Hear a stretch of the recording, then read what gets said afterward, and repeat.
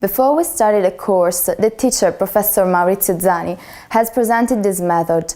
Using our smartphone, we connected to a website where there were 10 questions about the most important topics of the course, mechanics and electromagnetism. Each question had 4 possible answers, and the idea was to check the right one. At first, working alone, then into groups.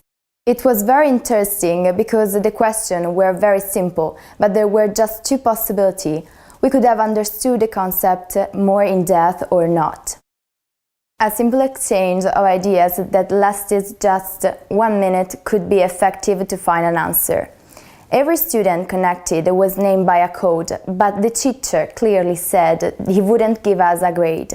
It was just an experiment to show us that collaboration could improve the chances of success. After every question, he showed us a statement about the answers. Thanks to the groups, almost of the 80% of the checked answers were right every time, better than the individual answers, which used to be around 30%. I can't say I like doing this test. Actually, sometimes it got me depressed about the future exam.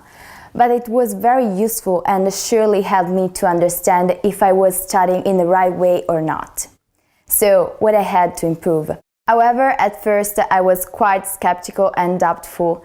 The teacher described us this method during my first day at university, and I wasn't prepared for this kind of lesson.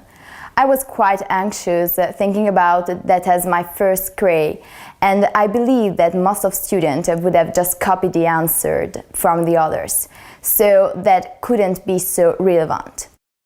But some days after, starting to study, I realized that it really could help us. It is a simple way of challenging ourselves, giving us an idea of our preparation and how good it is. So the ones who want to face the year level don't need to copy. The target of attending university, I think, is doing our best, no matter about grades. According to my experience, I believe that if someone has a doubt about something, they will spend less time to understand properly if working with others rather than working alone. Even if there is no one in a group that understands completely a topic, the idea is to improve the reasoning on it and the way to get the solution. I started to use this method in every subject.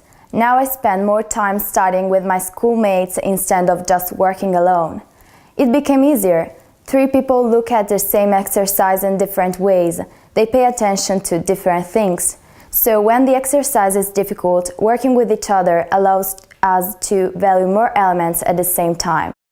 Maybe by ourselves we wouldn't realize something important. Particularly thanks to this, I realized that the idea of team working is essential in scientific courses.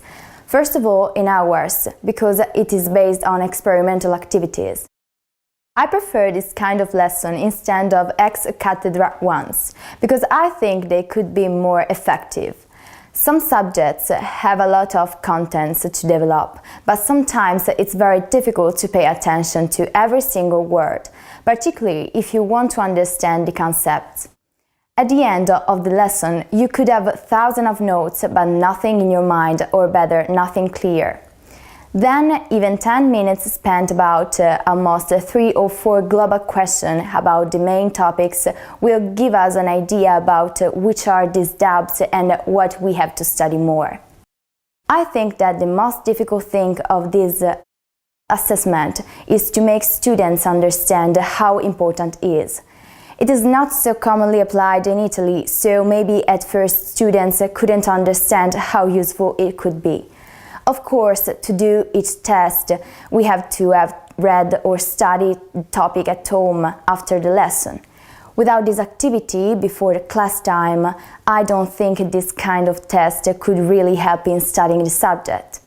Probably at the high school, none of us used to go home and study everything he or she has done during the day, particularly if the day ended at 6 p.m. But university is also this, and to be prepared, I think it is necessary. The activity doesn't give any kind of grade and has no credit in this case.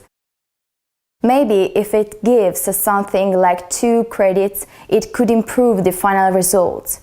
Students would be more interested and would appreciate this activity, and maybe the statement would be better. Some subjects, as chemistry, apply the same method with experiences in laboratory. After the experiment, we have to write a report on what we did, and if the assessment is very good, it improves the final grade. Thinking about this method of education, if the answers are all correct, also the final evaluation could be affected by those results. We did this activity almost 5 times, one every 2 or 3 weeks, but I believe that a pair of questions for each lesson could be a good way to focus on the most important concepts.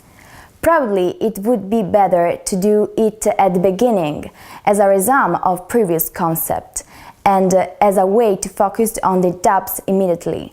It just takes a few minutes, and after all, the new lesson could be also an effective explanation of what was misunderstood. So I believe I would suggest this method to other students, and I would appreciate if more teachers would use it.